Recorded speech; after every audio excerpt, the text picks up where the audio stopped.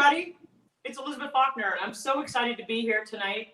I'm going to introduce two amazing guests. Really, really pumped about talking about Parmigiano-Reggiano and what a beautiful masterpiece of a cheese it is. I want to first introduce Larry Olmsted. And Larry is an award-winning journalist and author who has written thousands of articles for major newspapers and magazines, including the Financial Times to Playboy. And he is at usatoday.com's restaurant columnist for the weekly Great American Bites feature, and is the contributing travel editor for Cigar Aficionado magazine. Most memorably, he once had dinner with the late, great Julia Child, who I actually cooked for before also, skied with Chef Wolfgang Puck, and was a guest judge on Gordon Ramsay's TV series MasterChef. His last hardcover, Getting into Guinness, captures the story. It's not about beer. Gets into the story of the Guinness World Records. He has previously broken three world records in the process.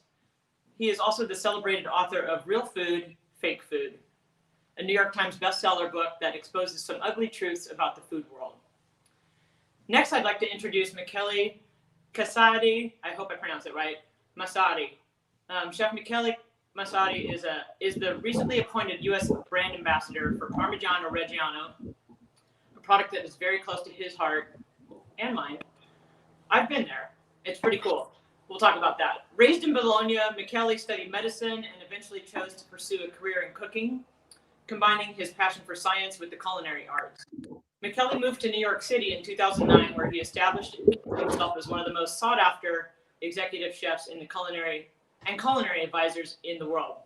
His cooking style is consistent with the Italian culinary tradition, which he relies primarily on natural ingredients, exceptional quality and simplicity, rather than elaborate preparation.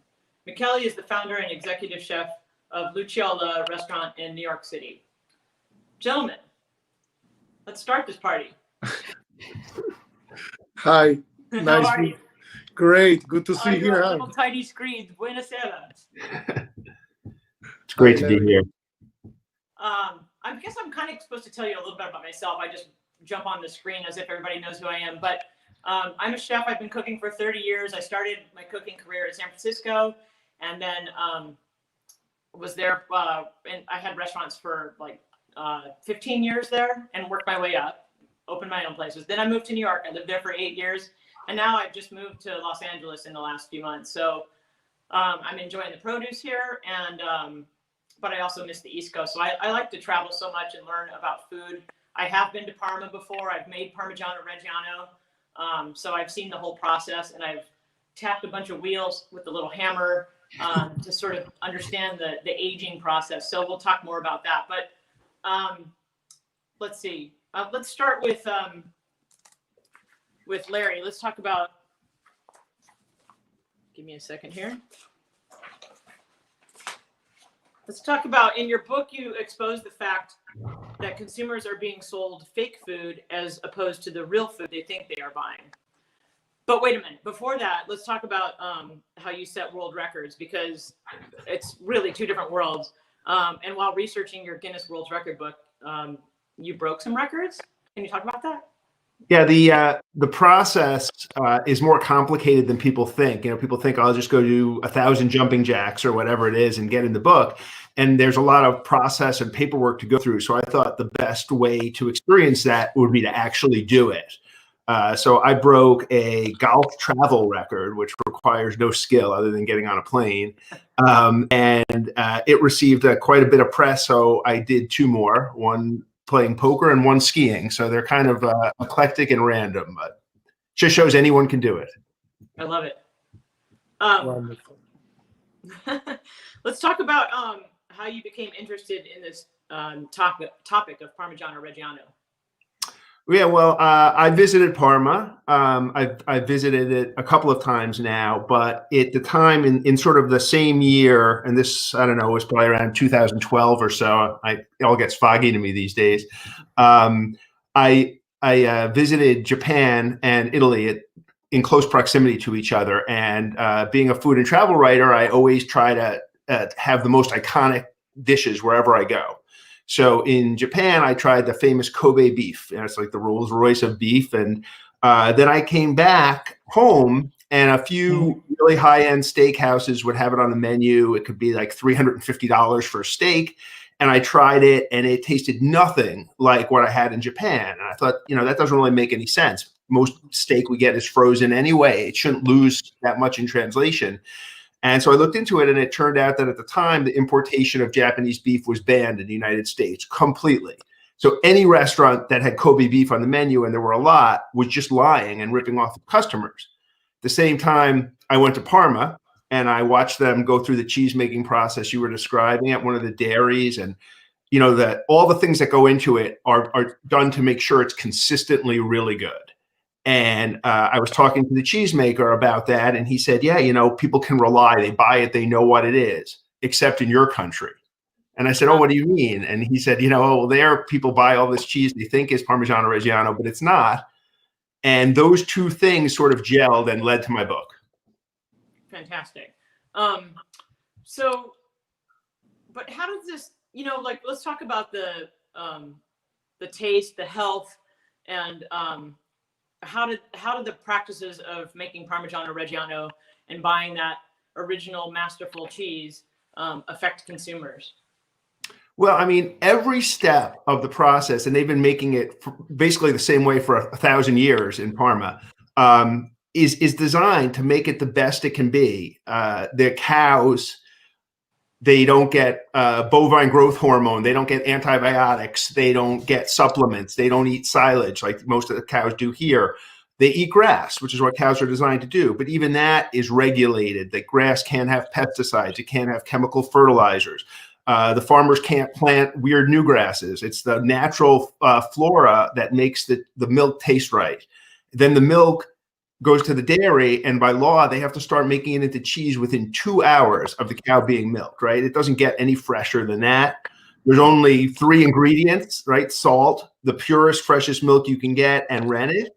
No cellulose, like some of the copycat cheeses here have. And then there's the aging requirement, minimum a year, but most of it is over 20 months old. And then it's one of the only food products of any kind you'll find in the world that has to pass an actual quality test before they can sell it. So it's just a perfect food. Yeah, you reminded me that when we went to one of the little producers of Parmigiano-Reggiano in Parma, and this was around 2002. I remember how much milk went into one wheel of cheese. It was sort of the milking from the morning and the milking from the afternoon. And that made, I think, just 2 wheels of cheese. And I mean, I don't remember the total volume, but it was a lot of milk. And it's just amazing to see how that, and you make a curd, and then you put it into the mold, and then it goes into this brining process. But it's so specific. But it just blows my mind how much milk goes into it. Yeah, and it's such good milk, and that simplicity and purity is what makes it good for you.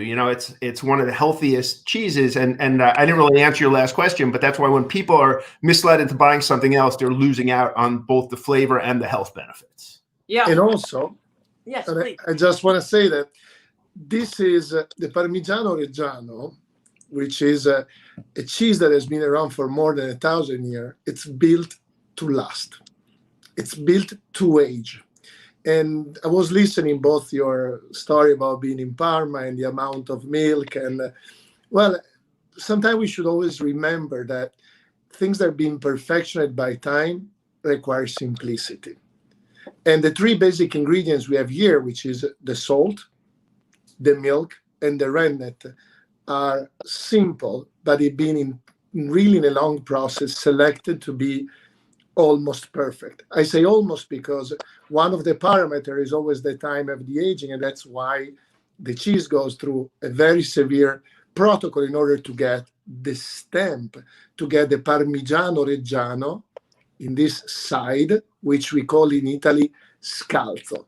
And this is something you have to have in the moment the quality is there, and at least in 12 months. So there's a test. There's a very, very focus requirements in order to gain this. The producer of Parmigiano-Reggiano are more than 300, but all the Parmigiano-Reggiano are the best possibly they can be, because they are built to be in that way, very, very strict protocol. So Yeah. I'm not surprised that you've been tapping with the hammer, and I'm not surprised, Larry, when you were in that little grocery store, in quel negozietto, they were saying, oh, you don't get this. And this is actually a great starting point. And when I read your book, and I really love it because it says things in a way that are so simple, like Parmigiano-Reggiano, but so authentic and useful, because it's not only the matter of being cheated, it's the matter that you should always buy what is best for you and your system. And this is very relevant to me. And I know it's for you as well. For you, Elizabeth, as a chef, and for you, Larry, as a connoisseur, but someone always that wants really to get the point of it. Because I remember you were on the plane when you have the idea to clarify what's going on and why something sounds similar, but they don't have the same thing. They are not. Am I correct? You are correct. And I mean, it's because unlike you, I don't speak Italian. So it's even after all this time still hard for me to pronounce. And I know it's hard for a lot of Americans to pronounce. So it's much easier to just say Parmesan or shorten it somehow. But that leads you to buy things that are not this cheese we're talking about. Well, this is a masterpiece. And that's Yeah. the Italian masterpiece. So the identity is clear. And it's very important that everybody can get what I can and what you can, because it's really important to have that distinctive flavor that is going to enhance our dishes, and is going to also not only helping to have a dinner or a lunch, but it's about getting the best you can have for yourself. The real thing, but the thing is done supposedly in the way to be. Simplicity, quality, and distinctive. And then we'll talk about the aging if you have a minute, but we'll do this together. So Yeah, let's talk about your book again, Larry, with why did you put a picture of Parmigiano-Reggiano on the cover?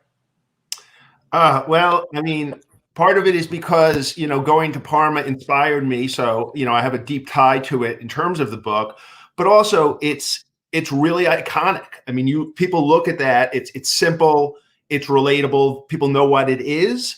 If I put a picture of Kobe beef steak on the cover, people would just think it's a steak. It doesn't speak the same way.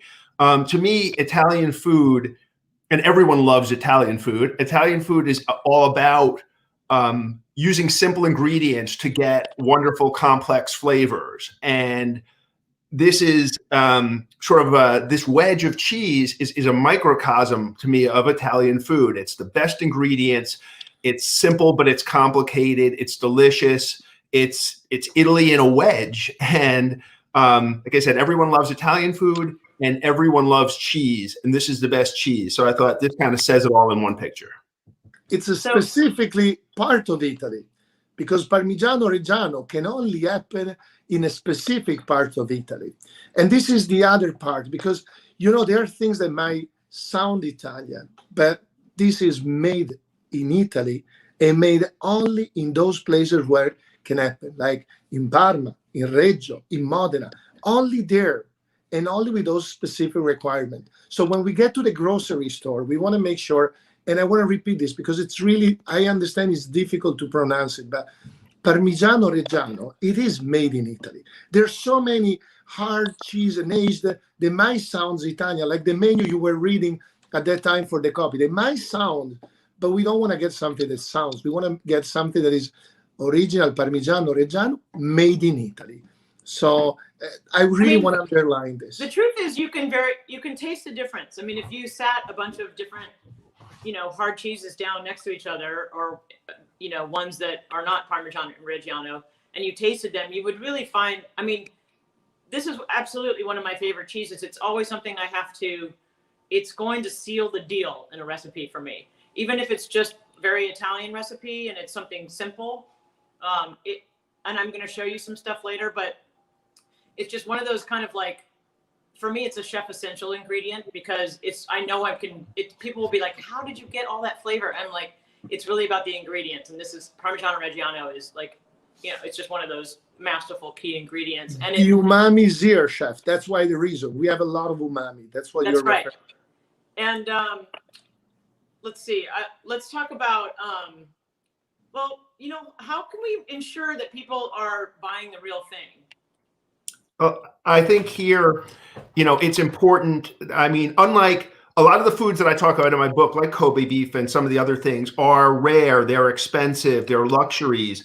Fortunately, this fantastic product is readily available. It's easy to find and it's easy to buy. You just have to know what you're looking for. So what you want to look for when you go to the store, I would say 3 key things. One is it's got to be Parmigiano-Reggiano, not some portion of that, not Parm, not Parma, not Parmesan, not just Reggio cheese. There's a lot of other terms used to kind of mislead consumers. It's got to have the full name. Then, as Michele said, it's got to be made in Italy. Made in Italy or product of Italy, not a little logo of an Italian flag or an Italian sounding brand name. It's got to say made in Italy. And then thirdly, there's the pin dot pattern. It's very easy to see, even if you're buying a smaller wedge. I mean, that when they make the cheese, they wrap it with a piece of plastic that has little pins. This is not inked. It's formed into the cheese itself as it hardens. And every wheel, and these wheels weigh 86 pounds, so there's a lot of words on it, but every piece of rind has that print. And if it doesn't, I wouldn't buy it. Okay, guys, so this is breaking real news. We're going to be doing a giveaway at the end of the streaming. And I'm just going to tease you with that because it's going to be really great. And I'll tell you a little bit more about it, but it's going to involve getting some of those books and some of these very cool tools that I have around here to actually make perfect little nuggets of the almond knife. I really like to explain there is the almond let's talk about shape that. Knife. There's a specific, so this knife, it's been done in a specific way with the shape of the almond, because going back to what we said before, key is the aging, and through the aging, the structure of the Parmigiano-Reggiano gets layered. I like to refer to a tree. The aging makes a lot of difference in the flavor through the cheese, through all the texture. The almond allows to do the perfect piece, the perfect nugget, in order to have the consistency we want through the layers. And something I want to add to what Larry says, there should never be a wedge without the written Parmigiano-Reggiano. There's always should be a piece of the scalzo, see, I want to make it complicated with Italian, of this part visible. And this is the first thing you understand when you are getting an authentic Parmigiano-Reggiano. And this type of knives, the almond, and later we'll see, is going to make you the perfect nugget, allow you to have all the flavors and the consistency. Through the consistency, we're going to explore with the pairing, the brilliant pairing that Chef Falkner did, Elizabeth. But yeah, that's the almond knife. Remember, there are other knives we have made for opening the wheel. This one specifically is the one you want to have to open. And if you don't have it, what do you do? Well, get a knife in your kitchen. Remember to work on making a nugget, something like this, and giving a little bit of pressure and opening in order to have a little nugget. And you will see all the structures and the reason why I'm going to eat this right now. And feeling all the flavors and the layers. So here's something maybe people don't know either, is when you make the wheel of cheese, you form the curds in a basket, and then that it really just starts going into the brine. So when you look at the rind of the cheese, it's not plastic, and Correct. It's not some other material on here. This is just the curing of the cheese from the salt brine, and it just starts to make this, as it ages, makes this sort of the skin of it. But we like to use, as chefs, we like to, the skin is actually a prized ingredient too. So I know, I love a Parmigiano-Reggiano stock, just made from when you get down to the end of it, when it gets so hard, you just put that in your stock, and it's a really delicious. It's great with little tortellini, and it's a beautiful additional thing that you can make with the cheese that you buy. One of the ways to describe the complexity of the flavor, because there's a large spectrum, when we do the tasting and we talk about the Parmigiano-Reggiano, we say we can detect clearly the flavor of and the aroma of brodo, of the broth, which is exactly what you're saying. There's such a vast world of flavors and structures that, as you said, for the tortellini, for example, in the rim, there's everything. There's that part of nutmeg. At the same time, there's a milky part. So it's a great flavor enhancer.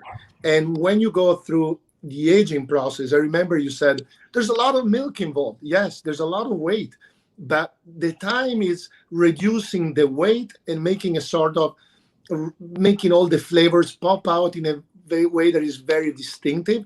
So also choosing the aging and the right age of the cheese, of the Parmigiano-Reggiano we use in the recipe, it's the other key. I know you've been working a lot on this, on the recipe and all the pairings. So, but yes, this is a key part by any meaning. I agree. And I just want to add to what Michele was saying when he was demonstrating the knife. A lot of people think of this as a cheese that they grate over their pasta. And Elizabeth, you were saying, it is great to cook with and grated. It's a delicious cheese. But you look at the size of these wedges sitting in front of him. He's never going to finish that grating it over pasta. You gotta be breaking it into these chunks and putting drizzle a little balsamic over it, and you just eat them straight up like they are, and you go through those wedges a lot faster. This is it's not a condiment. It is a condiment, but it's a food. Correct. Well, let me go back to when I went to Parma the first time. I remember that everybody from the region is so proud of this iconic cheese, and I mean, it's one of those things that you could never get tired of, and even the people that live in the region. So I remember having the little gnocco fritto and some prosciutto di Parma and Parmigiano-Reggiano little chunks like this as an appetizer. And then we would have it, within other dishes. One of the best things I ever had in the region was during truffle season, and it was just freshly milled polenta with a bright orange reddish egg yolk on top, raw, and then fresh truffles of the season, and then showered of Parmigiano-Reggiano. And this was just like some little small farmhouse kind of countryside restaurant with a chicken in the back that they got the egg from. And then it was just like so simple, but probably one of the best dishes I've ever had. And I just love how people, serve it. It's not, like you said, it's just shaved over pasta. It's served in a lot of different dishes. We'll talk about some of that other food stuff in a little bit. But Larry, besides being an author and a reporter, tell us I know you like to enjoy it like little nuggets, but have you cooked with it at all? Do you cook? I do. I cook a lot.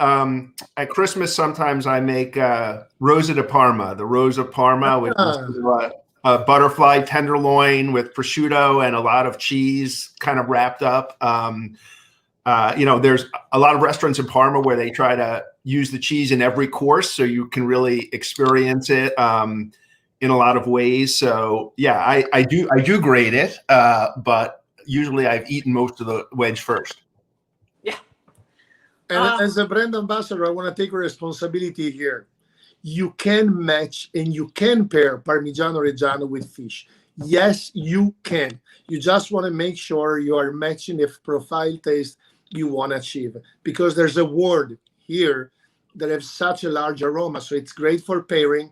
It's great for starting a meal. It's great to enhance a meal, but it's also, the key is always finding the way how we can play, because it takes two to tango, I guess they say here, right? So, Michele, let's talk about you studied medicine. I did. How did you become a chef? So in the most easiest way, when you study medicine in Bologna, every day when you go walking to the university in Via Ernerio, you go through a lot of grocery stores and you stop shopping what is going to be either your breakfast or your lunch. And then you ask a question. Do you guys need some help in the kitchen? I'm actually studying at the university. Can I come over? And the answer is always sure. And when you study medicine, you finish very late at night. And I started working in the kitchen, something that I really had in my blood, because I started this when I was 6 years old, thanks to my grandfather, Luigi, which was an executive chef for a big hotel where Mr. Fellini, the director, used to go. And so was there the skill. And what happened is that these groceries, these stores, they were always asking me more and more of my work. And I was going back to the class and learning things about food. One day I learned the sentence that we are what we eat. And it could be an easy sentence, but actually when you're studying medicine, the tempo where you're going to make sure you can enhance the life of everybody and cure, I realized in a second I could do what I was doing, curing, but also enhancing the life of people and experiencing from cooking, from elements. So it was so fun and I loved it. And I took over the cuisine, but it's still something I balance out because I study everyday genetics and I meet everything I like in the kitchen as well. So it started in the most simple and natural way. It is to me extending what I've been studying to a stage that I can really do a very short reaction between what I do and what I see as an effect. So I love it. So, and you were just recently appointed as the first Parmigiano-Reggiano ambassador in the United States.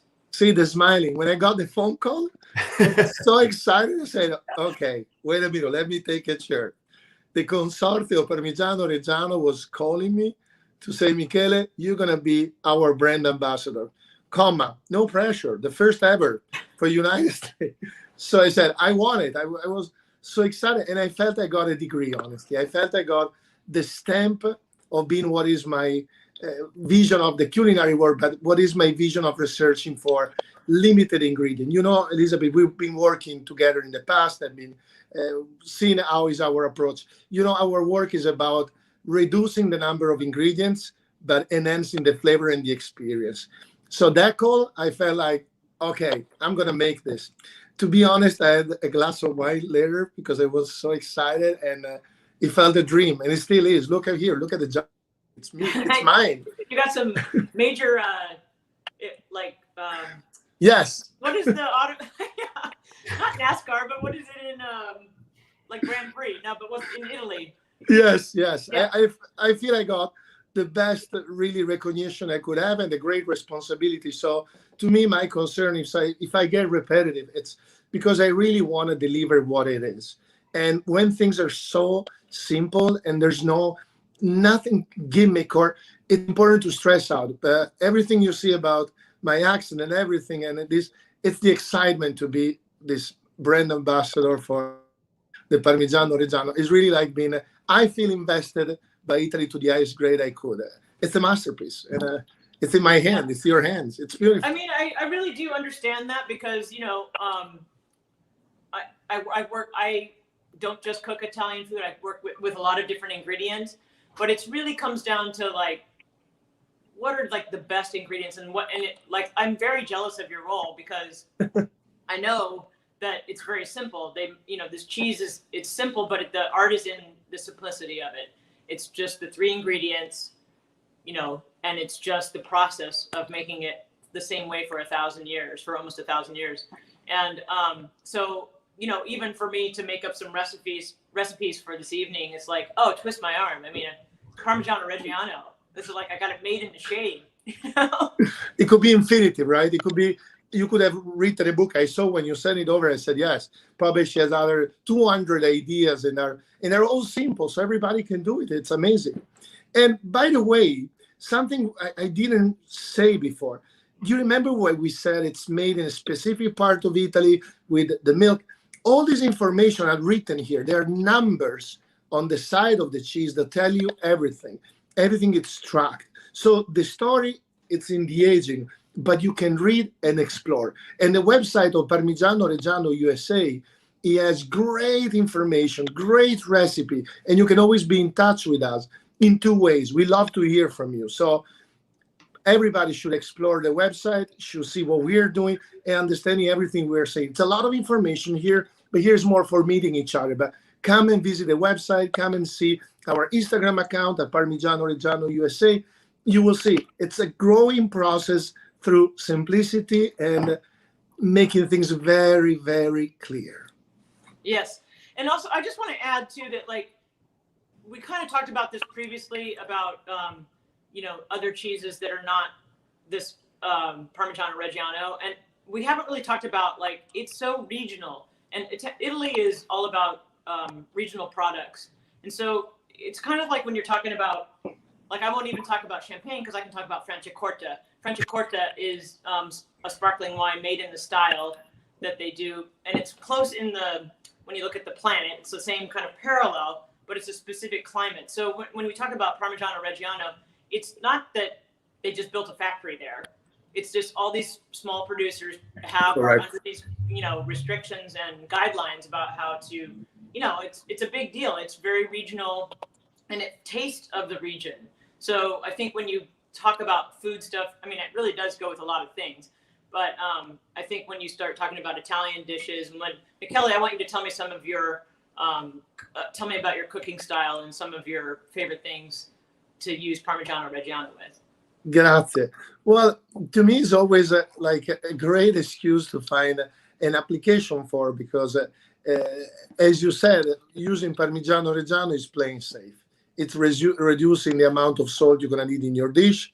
It's sure that you can enhance your spectrum of taste. It makes sure that you can add the umami. It makes sure you can add all those little hints of flavor there with the temperature will be enhanced. So all these things, when you go back to the kitchen and you are doing the difficult job of repeating the quality, because repetition, it's important, as Larry, I'm sure, has been written a lot about restaurants and chef, but also how can you be always on spot.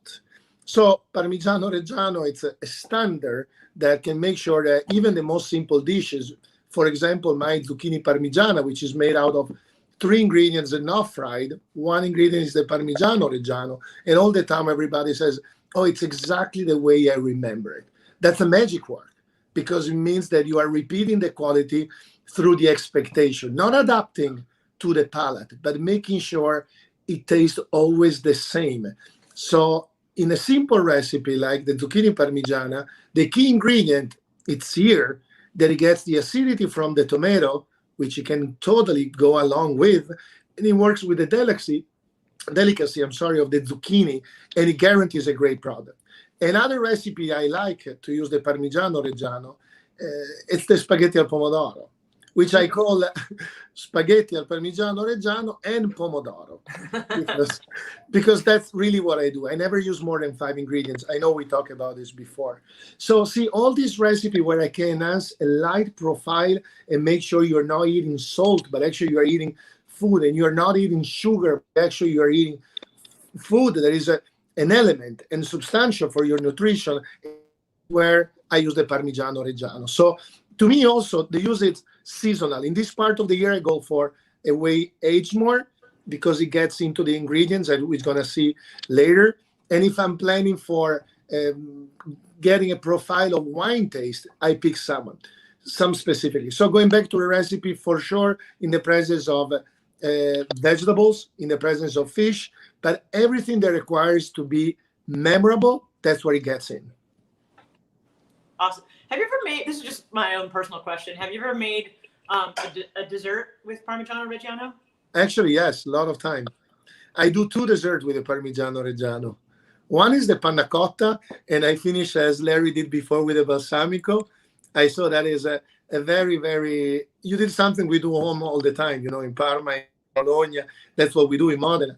And actually, the panna cotta with the Parmigiano-Reggiano is to die for, because being of the flavor and the consistency, when you get a very youngish Parmigiano-Reggiano, so around 14 months, you can even detect a flavor that we call banana, which might be surprising, but the amount of milkness flavor being younger, it really works very well in that profile, and you can do an amazing panna cotta working with a very, very tiny level of sugar. And the other one is the gelato, honestly, which is the quickest and easiest treat you can do with a Parmigiano-Reggiano. It's so easy, really, basically 4 ingredients, and you can have it even savory if you want. And I use it on passatelli, but passatelli is a long story. We're going to talk about it later on. Let's see. Oh, let's talk about how it affects your health, because I don't think people think of Parmigiano-Reggiano as something that's good for you, but it actually has a lot of nutrients. I was doing some reading, and I was surprised because I think of it as a decadent thing, and I don't even know where that comes from. What a wonderful goes a world! long way with Parmigiano-Reggiano too, by the way. But it does have some really good nutrients in it. And I mean, it's because it tastes so good that you assume it's decadent, right? Anything that tastes so good has to be bad for you. One of the things that really struck me when I was researching this was in the 60s, when the space program, the Cold War was underway, NASA and over on the other side of the pond, the Russian cosmonauts were looking for foods to take into space. And they did all this research and analysis, and they had to be nutritious and, and pack a lot of punch. And independently, because they certainly weren't working together at the time, both space programs chose Parmigiano-Reggiano as the perfect food to send into space with the astronauts because it has so much nutritional value in such a small quantity. So that's the kind of thing that leaves an impression on you. And lasts longer, which is another important thing. You have to store your Parmigiano-Reggiano refrigeration in order to preserve the profile and everything. But it's actually very resistant because it's aging long time. So there was someone that did a long sailing plan, traveling just on Parmigiano-Reggiano because it was something that it was easy to have and preserving as a meal in different ways of preserving. So that's another point. And going back to nutrition, it has no lactose, for example. No lactose from day zero. And this is very important to explain, and the reason why we're going to figure together very soon in a couple of seconds. And also the highest content of protein and amino acid available, the highest content through the aging. And all these white dotted spots that you see here, I'm getting something around 30 months, they are tyrosine. See? And it's what it gives you the granity. So you are literally eating a protein and an extract of amino acid and mineral and all this calcium content, which is very high. So the flavor here, it's going towards your health. So you're eating something that is completely and really reflecting all the nutrition to any bite. And all the nutrition are affecting the flavors you have. I said lactose-free. Yes, it is. I think it was... Before that, you said, Elizabeth, that in a few hours, and I think Larry stressed it out, that you receive the milk, you have to make the cheese. You made it yourself, Elizabeth, when you were there. It's a quick process that you have to do it and then start the aging part. So in that moment, there are bacteria that are eating the lactose by nature. So can you imagine how special it is already? It means there's no lactose, and lactose is a sugar. How interesting. So the process there being bacteria in that milk and that aging that does this kind of thing that is quite unique. So to the question, high nutrition, yes. A lot of good things, yes. And also a lot of things that we are happy to avoid up there. And there's no gluten, for example. As Larry was saying before, some other hard cheeses or aged cheeses, they add nutrition, they add things or stuff that they might be not what you wanted, or at least you don't know it. So that's we have some questions from some of the viewers, and one of them was, how is it possible that it's lactose free? Exactly. As we said, through the process, the bacteria, they are making the process itself, they eat the lactose. So it's something that it's part of the milk and the process and the rennet where it's there, and it happens by nature. So it's a product that has been like this for more than 1,000 years with this specific structure, chemical, and it's there. It happens by nature. So it's amazing to me. So can you also answer what is rennet? Rennet, it's a little part of the intestine of the calf that contributes to start the bacteria and go in the process. I hope my accent is delivering well. Maybe Larry, you can help my pronunciation better for. It's just a bacteria from the cattle's intestine that makes cheese form curds. You can't really make cheese without rennet. Yeah, you need a rennet to cause that reaction. And it's very important. It's what it makes. It's the starting of the process. It's what makes happen. And it's natural. And it's also, totally natural. I want to explain too that I know this from making the Parmigiano-Reggiano in Parma, that when you make the curds and you have the whey, just like a little story, the whey actually goes. It's not just thrown away. It's actually gone to the pigs who consume it, and that's those are the pigs that become prosciutto di Parma. So yes, there's a cycle, right? There's always a, yeah, it's really fascinating. It's like between a balance between the nature and the environment, and that's what makes what's so called not only an environment but a perfect environment. That's why it happens only there, and it can happen also sometime a different height. So you're gonna see a different color because depends what they're eating the cow over there. So there's also a change in the color and depends from what kind of cow. All these things are really interesting, and you can find them on our website, and it's very specific and very interesting, really, it is. what type and ratio of salt is used? So this is the salt is a natural salt for sure, and the ratio it's a recipe part of the consortium, and how can I say, the way it is done, it's proportionate 1,000 years always to be in that part, and again you can check on the website and see all the proportion. But what I want to stress about this question, which is very interesting on the point, as we said, there are so many producers, more than 300. And when you say, oh, this Parmigiano, I like the textures, I like, oh, I feel it's a higher milky profile, oh, I feel more a little bit of the nutmeg, oh, I can feel like a little bit of mango. This is all the reason. This is it because of the proportion and the milk and everything. And I think you should note that it's not like when you're baking a cake and you say, I'm going to throw in 1/4 cup of salt into the recipe. It's the wheels of cheese go into a bath of brine. The salt Correct. is absorbed from the brine. There's not like there's salt poured into the cheese. Correct. Right. It's functional to the brine. It's part of the process of the brine. Thank you for clarifying that, because it's such a beautiful process. I hope everybody can go see it one of these days if you haven't already. Okay, here's a good question. What wines pair best with Parmigiano-Reggiano? Red or white? Do you have any preference, Larry, before I answer from a technical point? I mean, Then, I what think wine both is of that? them go personally, but Chianti. Chianti. Chianti? Okay, so the Yeah, question. I have some nice sparkling wine here. Sparkling. So the answer is very simple.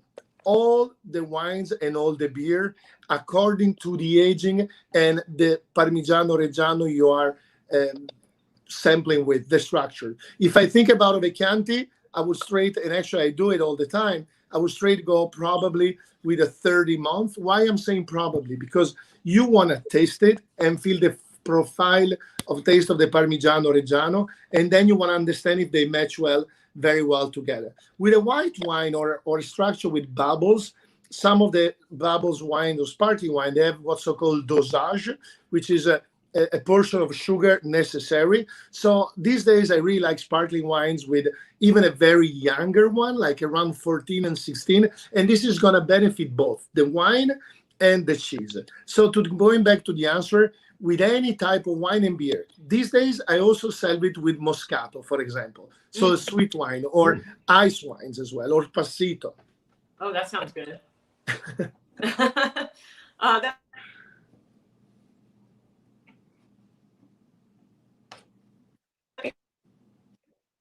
think I look like kind of in the summer, like frosé, but Moscato, but with some Parmigiano-Reggiano Shake fruit would be kind of a really interesting combination. You know, fun to play with it. Let's see.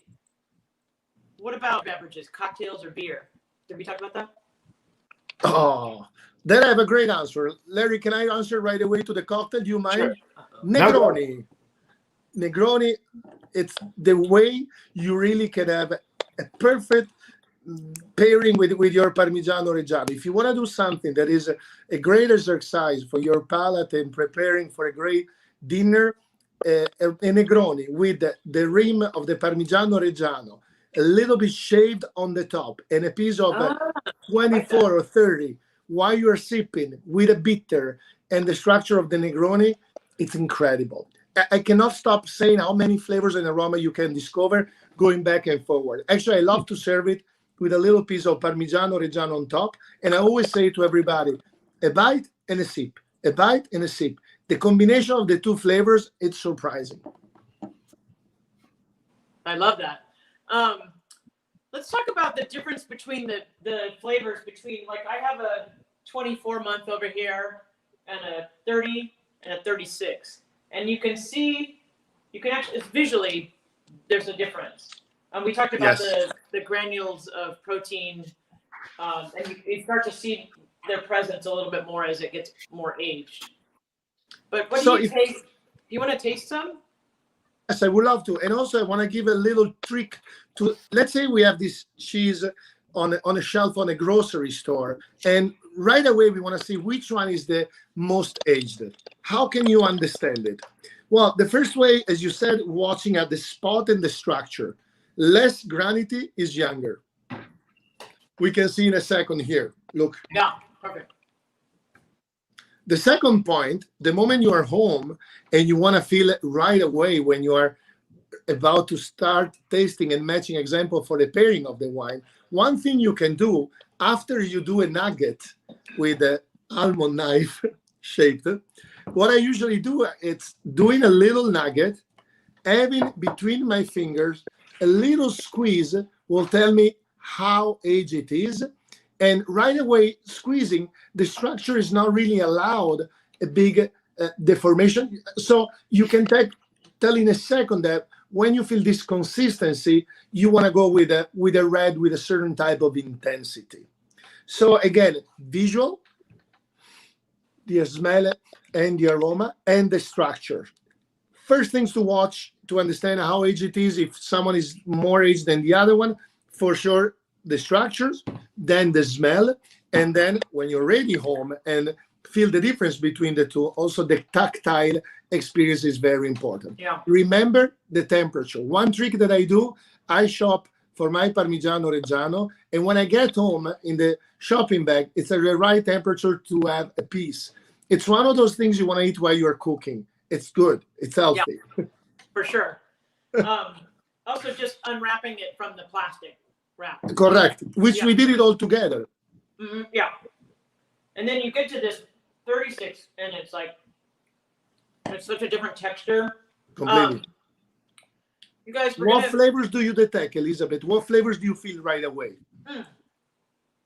Well, I think in the 24 month, I kind of do get that little bit of, I guess, kind of banana, kind of more green banana. But yes. I also get like nutty, nutmeg, kind of mace. It's hard for me to eat. When I taste things, I automatically start thinking of food that I want to have. So that means that that's probably kind of, it's starting to lend its way to like a dish. I definitely, or banana may not be exactly it, but it's kind of like, it is like raw zucchini. Correct. Do you detect any bay leaf by chance when you pushing through the nose while you are chewing it? Can you feel any bay leaf trace over there? I get that. I understand that. And the more we go to the aging part, the more we get close to that profile of brodo, of broth, of earthy, of roots and nutmegs and beef and meat and carrot, everything. Yes, definitely like aged beef. Correct. And hazelnut and like a toasty wine. Like, correct. True. True. And from the center to the edge, it's different even in the same piece of cheese. So it's very fun to me to try center, edge, different position and see, because I know that here is going to taste different than from here and from here. So a vertical of Parmigiano-Reggiano in terms of tasting and having a pairing with a wine, you can do even with one piece of the same age and getting the fun part of discovering where is the part you have the flavor and umami you like the most. So awesome, you guys. I just want to mention to everybody again that we're going to have a giveaway at the end of this. So the first 100 people that respond when I give you the link will get an edition of Larry's book and the Parmigiano-Reggiano tools. And so stay tuned for that, because it's definitely it's really fun to have this perfect little almond shaped blade for taking off those perfect little nuggets. If you guys would you like to talk about anything else, or I would like to talk about some of the pairings that I came up with that I think are just a great way to enjoy Parmigiano-Reggiano. One thing that's really straightforward is this is just a nice little platter of the different. So I would, if you could get like all, if you could get all three Parmigiano-Reggianos with the different ages, it's really fun for a party, right? Perfect for the holidays. Put some dried fruits. I have some dates and some dried cherries and dried peaches or apricots, and these are raisins on the vine. And then I've got just some different nuts here. So this would be, I would just say like a nice little, appetizer right now. If you're not making gnocco fritto and serving prosciutto di Parma with it. But this would be a nice thing to have. And again, you want to just enjoy these little chunks because that's the way that they eat it there. But you could also do America's favorite snack, popcorn. And this is, I popped some corn, I melted some butter over it. I'm putting a little bit of truffle salt on it. Mm-hmm. And this is a perfect combination to me. I'm going to take a little bit of the 36 month. So this is just going to shave a little bit over the popcorn. So here we are seeing a different consistency because you are shaving in order to allow to have a kind of more air and thinner and looking for volume to incorporate with the popcorn and the truffle, if I get it right. Yeah, I mean, look at that. How fun. What a great snack. It's totally simple. Kids will love it. So will all the adults. They'll be like, oh my God, that's the best thing I've ever had. And then another thing I really like, this reminds me, this is very much like a restaurant that I grew up, basically when I started cooking in San Francisco, I would go to this restaurant called Zuni Cafe all the time. So here, this is taken from some of my experiences at Zuni, and this would be a very Judy Rogers kind of plate who spent time in Italy when she was younger. And so I would just serve a little bit of just plain chopped celery and some anchovies, just some nice fillet of anchovy. This seems like a very Italian kind of dish to me. Nice little starter. So the Parmigiano-Reggiano, anchovy, just some chopped celery. I kept it in ice water, so nice and cold. And then some Tagliasca. Is that how you say Tagliasca? Olive. And then Taggiasca. Yeah, I love these. Are like my favorite olives. That in that dish you are playing a range of flavor that is really smart. And I want to use the word smart because it's not only the umami profile over there, but you are using natural flavor enhancer. Olives are due to the content of the iron. Anchovies, same way. We all know how adding anchovies to a dish is going to enhance the flavor. It's a natural way to add a flavor. And the thing you're doing with the celery, it's not only surprising, but it's clever because it's for sure a profile taste that is in the Parmigiano-Reggiano. And as you said, the temperature plays a great game over there. Because in the description, you said I kept it there because you want the crispiness, but also you want a bite that cleans for the next bite. Yes. And the first dish you had with all the raisins, in that dish, there was everything. All the aromas and the flavors, they were there. And that was a great example to me, how a perfect marriage of flavor in probably 2 minutes make a great dish. And all the ingredients were matching toward a result, which is fun, easy, and quick. Very easy. And I'm excited, Elizabeth. I got excited about these dishes. Can you tell it, right?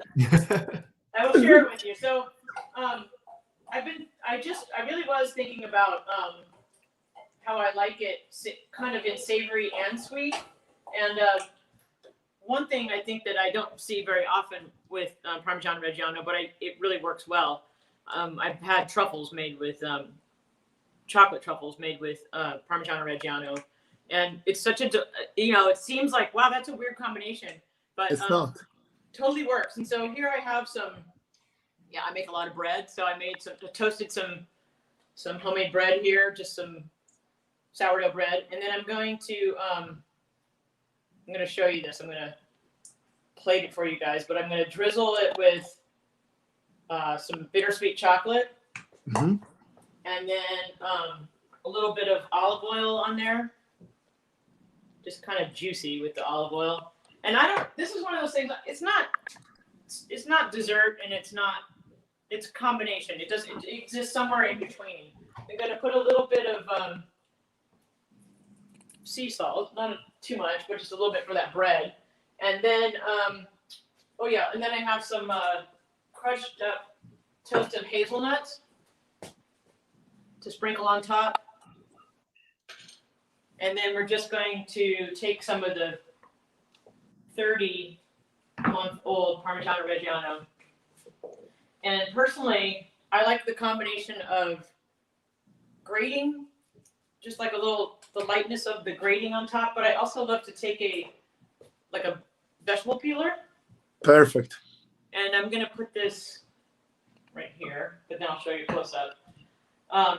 So I like to do some shavings of the Parmigiano-Reggiano on top. And this is one of those, like, you know, when you're just kind of hungry in the middle of the day, but you don't know if you want to have a cookie and an espresso, or do you want to have a piece of Parmigiano-Reggiano, but should I eat something else with it? You know what? It's kind of, you need both. You want savory and sweet at the same time. It's a tasting profile that is incredible because it matches everything you need and it's preparing for the next meal. Awesome. So that's that, right? It's just a nice grilled or toasted piece of bread, or you could do it on the griddle with some olive oil and make, you know, like when you make grilled cheese sandwich, but you just put that, and then just put some chocolate on top. You don't even have to melt it, and drizzle some olive oil on it, some toasted nuts. In this case, I use hazelnut. This is like my own version of like a chocolate hazelnut spread, right? And but the addition of the Parmigiano-Reggiano, this is like one of those, like, wow, that's so good and addictive. It's like my, you know, it's like my new favorite thing. And I love your little toasting things over there on the stove. I think it's very Italian there. I got this in Umbria. Bellissimo. See, simple things make it happen. Yeah. And the fact you went through the two textures, the shaving and the grating with a microplane, it's very, very to the point, because the bite and the flavor, because you want to feel in your mouth and giving all the potential to the structure of the granity, but at the same time, you want to really the ingredient melting with everything else over there. So that's why the two consistency. Beautiful. And I would also say the use of the vegetable peeler is a really good way to add the cheese to salad, like a Caesar salad, because you get just if you grate it, it dissipates. If it's chunks, it's too big. It's perfect way to put it in a salad. Absolutely. And it's easy also to make the quantity you need without losing the control, because you are shaving and getting a volume through the square to the size that it's covering your food. So again, I love to say that with minimal amount of this incredible Italian masterpiece, you can add flavor, you can add layers of flavor, but you're not adding a lot. Because if we put on a scale how much Parmigiano-Reggiano she's using, it's minimal, but it's there. She's going to have leftovers. Yes. I'm going to show you guys. I think I gave everybody a recipe. I'm making some risotto. And cool. This is it's perfect for this time of year. But I used a little bit of arborio, whatever kind of rice, and I mean, not whatever kind of rice, but a risotto rice, and then a little chopped onion. And I just want to tell you that I actually prepared it sort of halfway, so we didn't have to go through all of that. So I sweated my onions and my rice in a little bit of olive oil just to get it kind of coated in oil. And then I added a little bit of the minced garlic. And so now I have just some, I didn't cook it all the way, but I've got it in another little saucepan here. So I've got that's just the rice and the onion. So if you're cooking this with me right now, just start sweating that rice and onion together and add the garlic a couple minutes into it. And then I like to, it depends on what I'm cooking. I don't always add wine to risotto. Sometimes I don't really want the wine flavor, but the acidity, you could use lemon juice instead. So you don't have to use wine. But I like a little bit of white wine to deglaze the risotto. So I've already added that into this prepared mixture, but I just want to let you know I did put wine in it. I reduced the alcohol off of that. As soon as it starts getting dry in the pan again, then I have some warm chicken stock, or you can use vegetable stock, Or you can use the broth from the Parmigiano, as you said before, done which is with the even ring. better. Yes. And can we say to the friends watching us, I'm sure there's some talented chef watching us, that what you just did, it's called parboiling the rice. Yes. And So you now pick a specifically pot, if I see there. The material is very specifically. Can you guys see me over here? I just want to. Yes. You can. Okay. So I'm adding the I have my chicken stock that's warm over here, or the Parmigiano-Reggiano stock, and then I just add it gradually, and I'm letting the rice cook slowly with adding more liquid to it. Perfect. And we're going to try to cook this al dente, because there's a point when it gets too soft and there's a point when it's too crunchy still. And we're looking for that perfect texture. And it's really simple, guys. Just go and taste it every time. Like when you think, oh, is it ready? I don't know if it's cooked. Just put a granule of rice in your mouth, and you'll say, oh, it's still kind of like it feels soft. And then if you have a little bit stuck in your teeth, no, it's not ready yet. And the color helps us, right? We can see from the color of the rice how it goes from the center to the edge, the cooking process. That's right. And you keep the flame not too high, I see there, which is the right way to do it, right? Kind of medium, yeah. Now my rice is actually, since I did kind of pre-parboil this, it's very close. So I'm going to add a little bit of salt right now, and I'm actually going to use some white pepper. And I love black pepper, but I like white pepper in this particular recipe. It's going with the roasted squash. And I like some fresh grated nutmeg. Perfect, which is again matching the profile of the Parmigiano-Reggiano. And what I really like, what you said before about the acidity, that you said you wanted to break the fats and get in the flavor, because the way our tongue works, it really works in a specific region for this type of flavor that is called region number 5.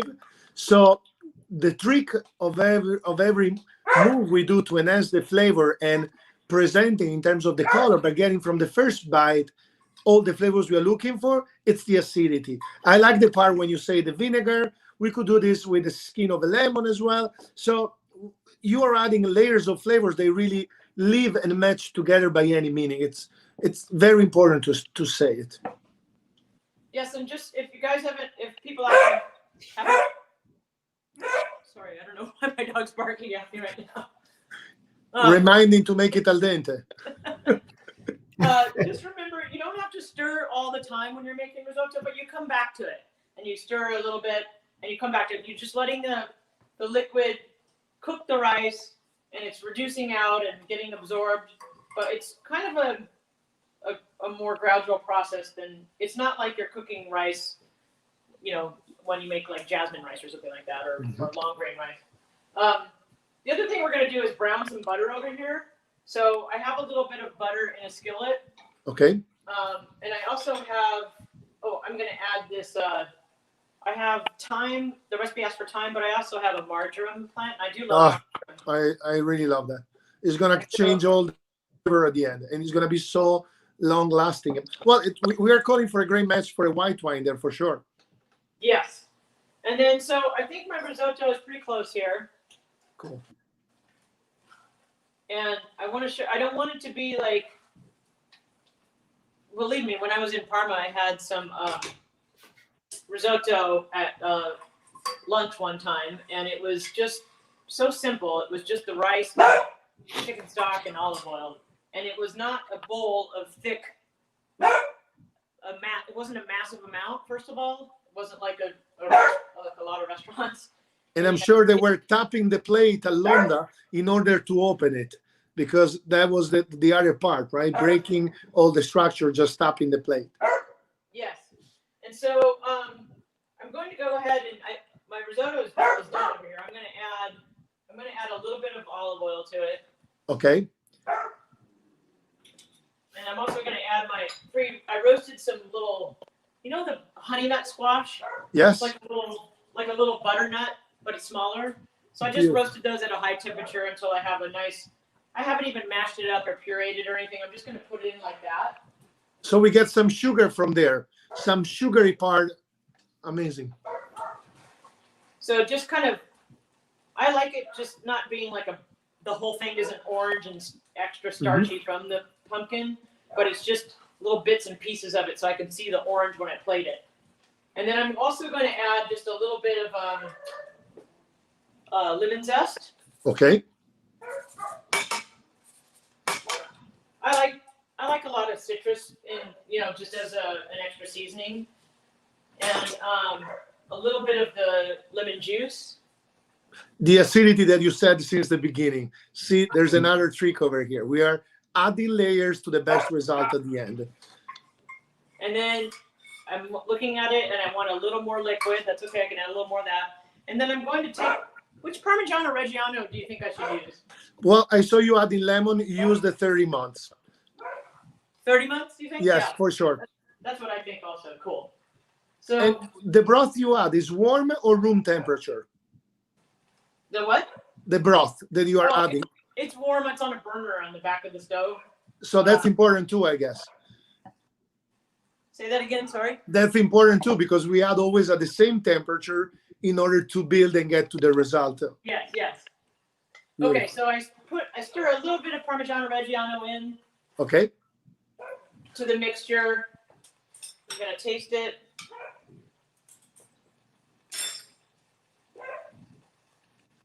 Really, quite nice. Maybe a teeny bit more salt, but not a lot. Now, well, you've been using very limited amount of salt from the beginning. I love it. That's what we said it. I really want to taste all the flavors, and the Parmigiano-Reggiano is going to give it all of the umami and salt that I need at the end. Yes. So you can see I have a nice. Bellissimo. Here. Look at the grains. You can see all the grains. Perfect. Esatto. Good, chef? Yes, and you used an amazing aluminum pot. I'm so happy about that. And so I'm going to go ahead and put this on a plate over here.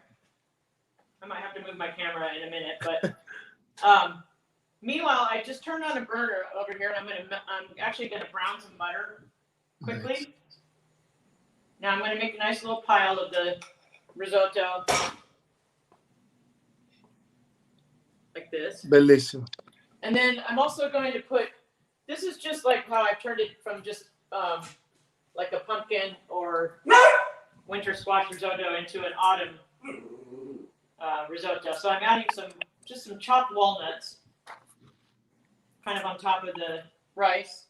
And then I also have, I love pomegranate seeds. I like all these textures together. So I'm putting some pomegranate seeds on top. I know it's not traditional, but I think it's kind of fun. Yeah, it's funny. It goes to the acidity profile you've been working since the beginning. It's awesome.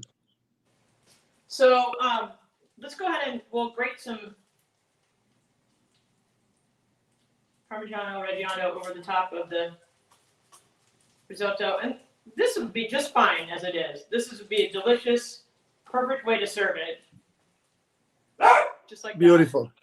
But I'm going to just throw in this one extra little thing where I take a few sage leaves and I'm just going to cook them in as the butter starts to clarify here.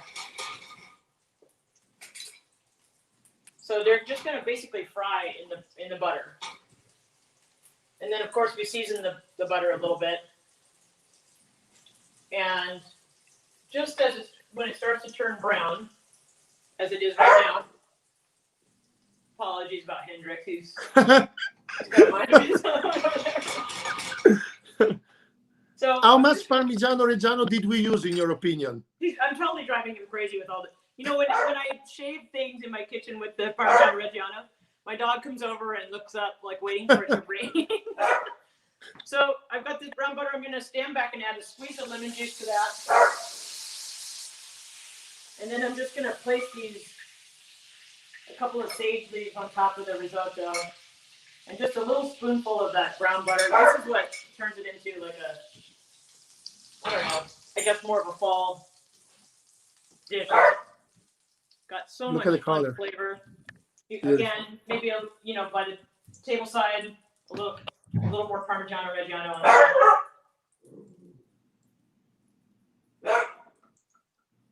But it's just like that. Bellissimo. Beautiful. So I hope you guys all get to make it. It's really fun. But see, you can just, it's so versatile. You can do so many things with it. You can just put it on popcorn. You can make a sort of chefy risotto or just a simple risotto. It could just not have the squash. It could just be risotto with Parmigiano-Reggiano, and that's perfect. And then you can make this delicious snack with the chocolate and olive oil and hazelnuts and shavings of Parmigiano-Reggiano. You know, lots of, it's never ending. I posted a video the other day too of the raw Brussels sprout salad with Parmigiano-Reggiano, and that's a really, I saw it. Beautiful. yeah. So let's see. We got all that. Do we need to talk about? You guys want to talk about anything that I missed? Well, I have a question through the preparation of the risotto, because it was so simple to watch that I'm sure everybody wants to replicate it. And everybody really loved the idea that you can wear a hat after the preparation of the risotto. How much of Parmigiano-Reggiano would you say that you have been using for the risotto? What would be the quantity in your opinion? You know, if I was making it I made a smaller batch for like 2 people. I made enough for 2 people, and I used, probably just like you saw, I just took a little chunk. So Nothing. it's not actually that much. Maybe 1 or 2 ounces. I would like a little bit in the rice, but then I would save most of it for on top of it. So something I read on the book, and Larry, you were explaining this, that the authenticity of an ingredient, it's worthy. It's worthy by flavor.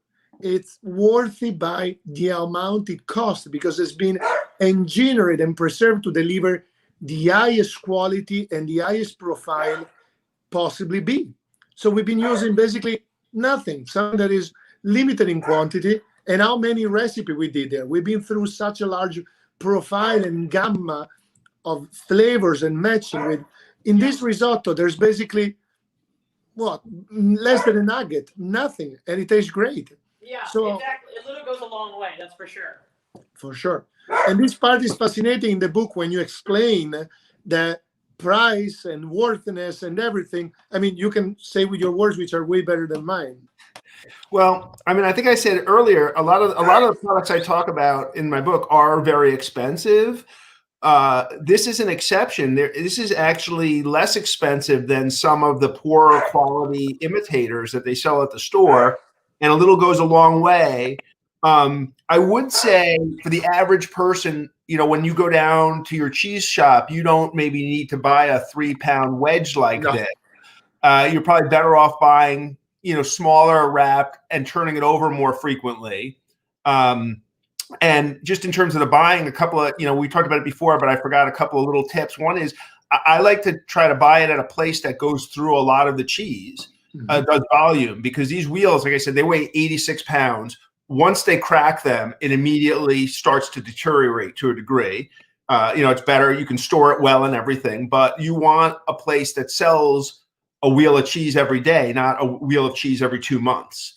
And then it's important that you take it out. Most people are going to store this in the fridge well in advance. I mean, we all had it sitting on our tables here. She had it sitting on the counter for quite a while, but you don't want to be eating this cold. I agree. Yeah. So probably what you said, it's real true, because you can buy a wedge for 8-9 ounces, vacuum sealed, that is going to be perfect. And you can also experiment the different type of Parmigiano-Reggiano, and it could be Parmigiano-Reggiano from a higher height of a mountain. It could be from a certain type of a cow. So you can go through experimenting what you like the most without needing to buy such a big piece, unless you are a little bit of a bigger family. But I like the idea you can go back to the store and doing the grocery need and support this grocery and support the authenticity and going back for more and more with a repetition. I think it's the key also of buying something authentic. Yes, and also we didn't talk about the artisan makers in Italy. It really supports a really strong, you know, I guess it's a consortium, right, of people that, you know, make this very authentic, masterful cheese, and you know, they have to pass the test every year. Taking the responsibility small of it. artisan makers. So again, it's not like a huge factory that's just pumping pumping out loaves of cheese, And the people who make this cheese, they never get a day off. The cows give milk 7 days a week. They make cheese every day. They're typically, family operations. It's not like a factory with 3 shifts. I mean, these guys make cheese every single day.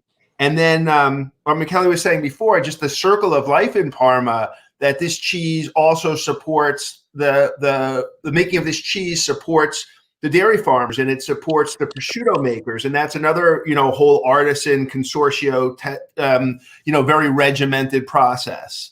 So there's a lot going on around the aging warehouses. You probably went and saw them, like a football stadium full of cheese.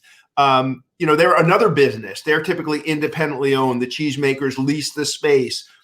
They've built robots in Parma just to turn the cheese so as it ages to keep it from getting wet. So Absolutely. The whole community revolves around the making of this product. And they put their name and number on it, because this happened in Reggio Emilia, it happens in Modena, but all in that area. And that's very important, because they put so much effort and then time. Because imagine you do something that you're going to serve at least after a year, at least. Incredible. And you take the responsibility. You don't know what's going to happen. You can only start with the best effort, with the best technique, and staying close to the protocol of the consortio. But then the time is the real judge of your product. And in these days, especially, I think we all have to perceive what it means time and what means a circle of life. And it's delivered in something that it's a story by itself. Then all it need to be preserved, but it need to be savored, used, and experienced for the masterpiece. I want everybody to be in the same position that I am, to get the best available and most authentic. I want everybody to experience what I experienced. That's my goal. It is my goal. And I guess, Larry, was for you with the book. You want everybody to be a knowledge of what they are buying. You're not putting anything out there if and but to make sure that everybody knows what is in front and behind that. And that goes for the fish, that goes for the meat, that goes for the vinegar, for many things. I remember reading the book. I mean, I've eaten food, all kinds of cuisine all around the world, and every great meal begins with great ingredients. You can't, if you have really good ingredients, it's kind of hard to go wrong. And if you're a great chef and you have crappy ingredients, it's really hard to go right. So, that's what this is. My book is all about is people guiding people to buy the best ingredients.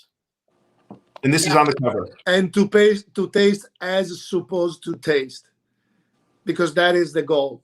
I mean, there's a specific flavor, a specific taste profile that we want to make sure it gets delivered over there, so you can say, I love it. You might say, I don't like it. Okay, but you have to make sure you have the real, authentic profile taste everybody wants to deliver to you.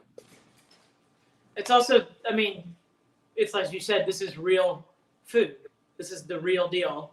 And what I love about it, too, is that there's no food waste. You use the whole wheel of Parmesan cheese, and you use the rind of the Parmigiano-Reggiano. And can age up to 100 months, even older. So that's another story, and he's going to lose weight. But there's so many things we could say about it. And I hope we will have the occasion, first of all, to be all together and cook. And this time I would love to cook something for you guys next time when we'll have the chance.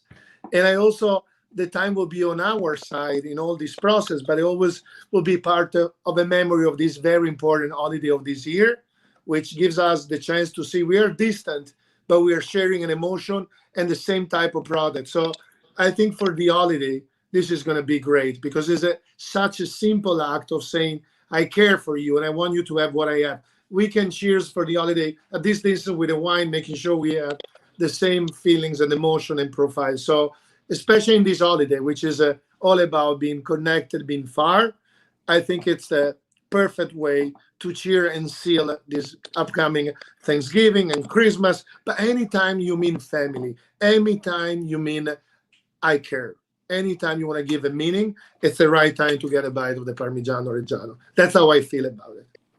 I love it. So I think that are we going to do the giveaway? I think we are. think it's time.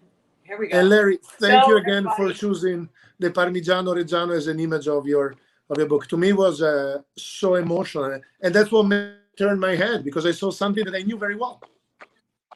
Like we keep using the word iconic, but it's true. You know, I was thinking you mentioned Modena, and another thing that they make in Modena, as you know, is Ferraris.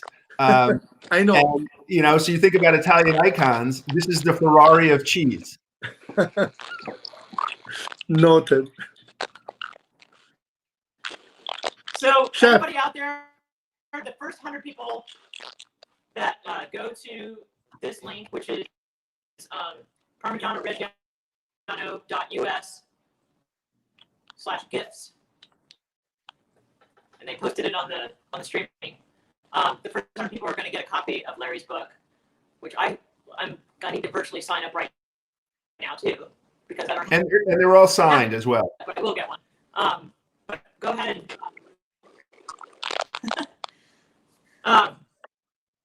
So the first 100 people, we have this lovely giveaway, and you get the Parmigiano-Reggiano tools. There's 3 of these really cool. 2 of them are for actually dismantling the cheese, and 1 of them is for making the nuggets. Yes, because there's a proper way to open all the wheel, but we have in I the just want to say future. thank you to. Wow, I'm having some serious delay, I think.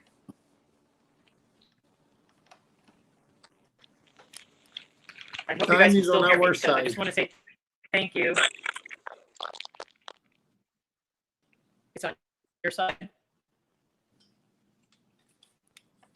Michele, next time you can open a wheel for us. Yes, I will love I that, say actually. Thank you to, It's something to see.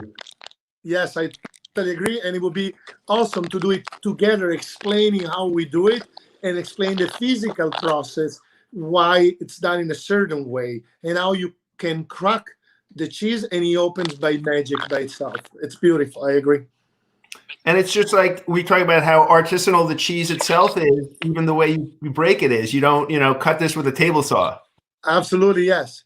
And using what you said, I want to also take the occasion to thank everybody who's been with us tonight on behalf of all the work of this great cheese producer of Parmigiano-Reggiano belonging to the consortium. There's a lot of people, a lot of stories, a lot of family, a lot of work. So I really want to thank on behalf of their work and on their amazing approach and love they put in any single piece of Parmigiano-Reggiano. And my heart goes there, but I want you, all of you, feeling that we are here and we thank, and it's on behalf of this work, on behalf of the consortium, on behalf of what is Parmigiano-Reggiano, and on behalf of the great opportunity to share something that is a masterpiece. It's Italy. And I'm so thankful, and really I am, and I want to stress it. So grazie, and I say in Italian because that's where my heart gets more connected to my emotion and my real heart. And quindi grazie mille, grazie a tutti, thank you so much on behalf of this amazing producer, of this amazing icon and masterpiece. Grazie You guys, mille. I think something was wrong in that whatever, but I just want to say thank you so much. I've had such a great time talking about Parmigiano-Reggiano with both of you. It's always great to see Chef Michele. I love you. And Same here. And Larry, it's just a pleasure to meet you, and love sharing Likewise. all these dishes with everybody out there. And thank you, Parmigiano-Reggiano, for allowing us to talk about this masterpiece of a cheese that everybody should include in their pantry, because it goes with so many things, and it also makes your dishes just spectacular. Thank you. Grazie. Thank you. Larry, until the next time. Chef, until the next time. Ciao. Ciao, ragazzi. Ciao. Ciao. Bye, everybody. Bye. Grazie.